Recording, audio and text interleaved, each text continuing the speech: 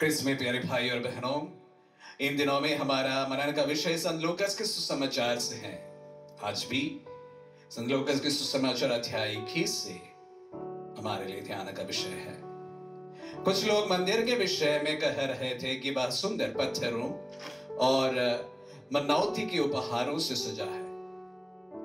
इस पर ईसा ने कहा, वे दिन आ रहे हैं जब जो कुछ तुम देख रहे हो उसका एक पत्थर भी दूसरे पत्थर पर नहीं पड़ा रहेगा, सब ढा दिया जाएगा।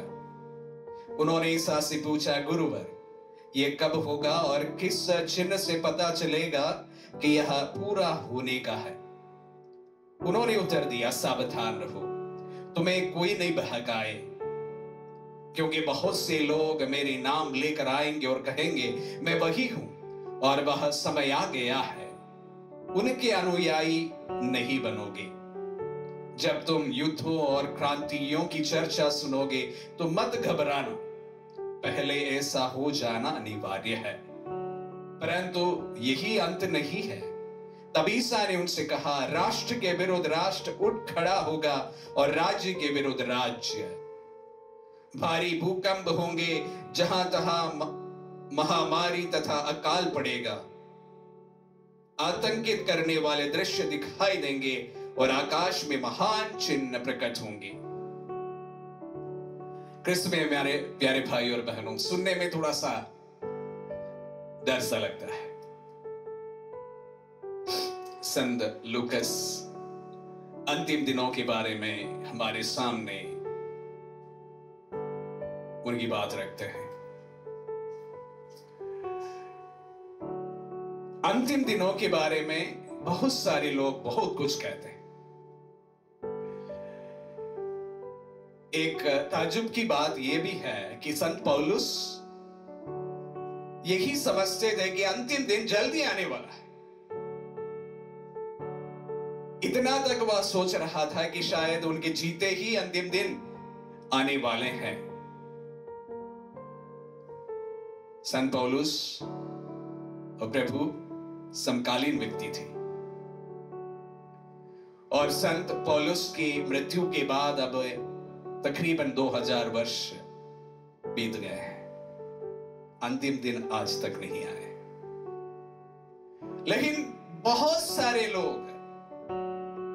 इन अंतिम दिनों के बारे में हमें अधिकतर बताते हैं और बहुत कुछ डराते भी हैं। कुछ दिन पहले मुझे पढ़ने मिला कि 9 साल के अंदर कैटास्ट्रॉफी आने वाला है।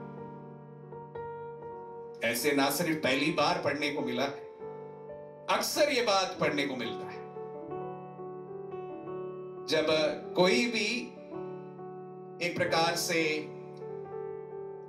इंपॉर्टेंट भौगोलिक घटना होती है तो उससे जुड़े दिनों में हम अक्सर अंतिम दिनों के बारे में या कैटास्ट्रॉफी के बारे में या दुनिया के अंत के बारे में सुनते जरूर हैं, और काफी लोग उस पर विश्वास भी करते हैं। ऐसा नहीं है कि कुछ लोग बोलते ही है, बहुत सारे लोग उस पर विश्वास करते हैं। विडंबना यह भी है कि बहुत सारी कलीसियां अंतिम दिनों के बारे में ही बताते हैं, और ये बहुत सारे जनों के दिल में एक प्रकार सा डर पैदा करते हैं। उसका एक स्वाभाविक कारण है। स्वाभाविक कारण यह है कि जो कुछ सृष्ट किया गया है, जो कुछ नश्वर है, उन तमाम चीजों का अंत होना तय है। ऐसा कुछ भी नहीं है जो सृष्ट किया गया हो या नश्वर हो, वो अनंतता तक चलते ही जाए। इंसान नश्वर इंसान है। दुनिया की शुरू से लेकर अभी तक ऐसा कोई मानव नहीं पैदा हुआ जिनकी मृत्यु नहीं हुई, और ये मैं यकीन के साथ कह सकता हूं कि ऐसा कोई होने वाला भी नहीं है कि जिनकी मृत्यु नहीं होगी। We have all come with an expiry date. हम सभी एक लास्ट दिन एक्सपायरी डेट उसी के साथ आया हुआ लोग है। तो स्वाभाविक है कि अंतिम दिनों के बारे में बता बता के लोगों को डराया जाए और उसके ऊपर एक धर्म का दुकान चलाया जाए। स्वाभाविक बातें चलता भी है, लेकिन प्रभु पर विश्वास करने कोई इंसान को इससे डरने की बात नहीं है, क्योंकि मैं और आप इस दुनिया में आए हैं। हमारा एक शरीर है, ये शरीर जीर्ण हो जाएगा, इसका अंत हो जाएगा। आज नहीं तो कल, अभी नहीं तो थोड़े दिन बाद इसका अंत होना स्वाभाविक है, सहज है और ये होना ही है। इस परिप्रेक्ष्य में प्यारे भाई और बहनों, हमें डर किस बात की? अब अगर हमारे जीवन में कोई चीज होना, घटित होना तय है, तो उससे डर किस बात की? मैं अक्सर मृत्यु के बारे में जब कहता हूं, मैं हमेशा उसके साथ में ये जोड़ देता हूं कि मृत्यु से कोई ना घबराया जाए, मृत्यु से कोई ना डरा जाए। मृत्यु कोई भयावह नहीं है, क्योंकि मृत्यु के बाद एक जीवन की शुरुआत है।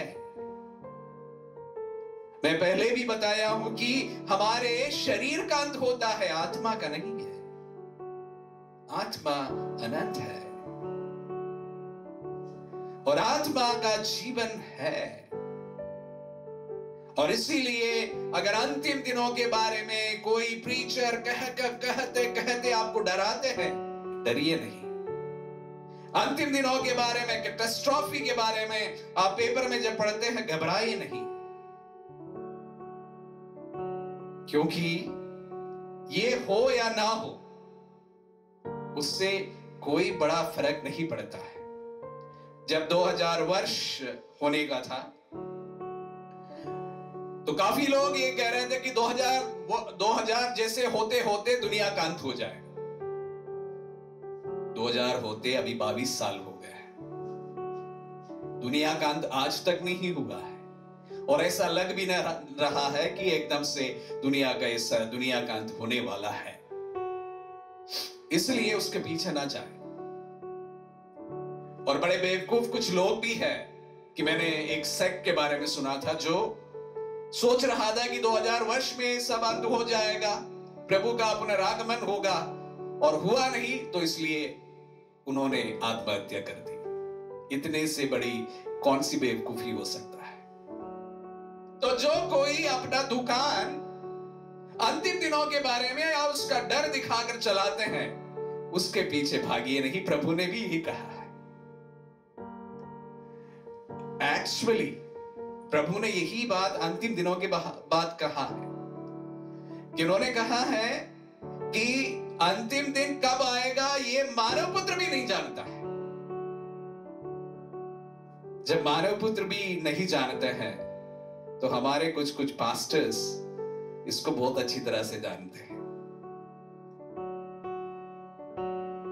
आप समझ रहे हैं मेरी बात को? जब ईश्वर, स्वर्गदूत, संत लोग, किसी को भी नहीं पता होता है, तो कुछ पास्टर्स को अंतिम दिनों के सटीक भविष्यवाणी मिल जाती है। सबकी अपनी अपनी दुकान चलाने की कला है। इस बहकावे में न जाए। प्रभु के वचनों में भी यही बात को कहा गया है, इस बहकावे में न जाए। लेकिन इस बात पर जोर ज्यादा दे कि प्यारे भाई और बहनों, हमारा जीवन सीमित है, कुछ पल हमारे लिए दिया गया है। उस पल की खुशी में जीना सीखें। आपका परिवार, आपका जीवन, आपके सगे संबंधी, आपके सब कोई जो आपसे जुड़े हुए लोग, कुछ पल के लिए आपके दिए हुए व्यक्ति लोग हैं, आपके यार मित्र हैं, उनके साथ में खुशी बांटे, अपने जीवन को बांटे, अपने समय को बांटे। उसी में तो इस जीवन की खुशी है, सैटिस्फैक्शन है। हमें दुनिया का अंत कब होगा यह पता लगाने की जरूरत नहीं है। यह भी पता लगाने की जरूरत नहीं कि मेरा अंत कब होगा,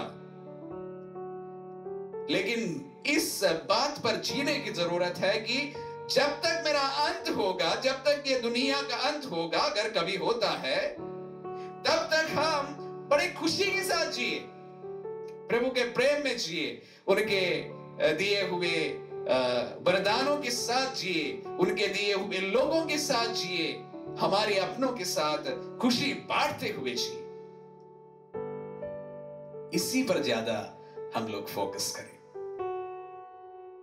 तेरे भाई और बहनों, जब इन वचनों को मैं सुनता हूं, अक्सर यही बात मेरे मन में आता है कि काफी समय हम लोग इससे चिंतित होता है कि मेरी मृत्यु, मैं बीमार पड़ जाऊं, मैं मर जाऊं। इस तरह की हजार चिंताएं हमें सताती हर वक्त।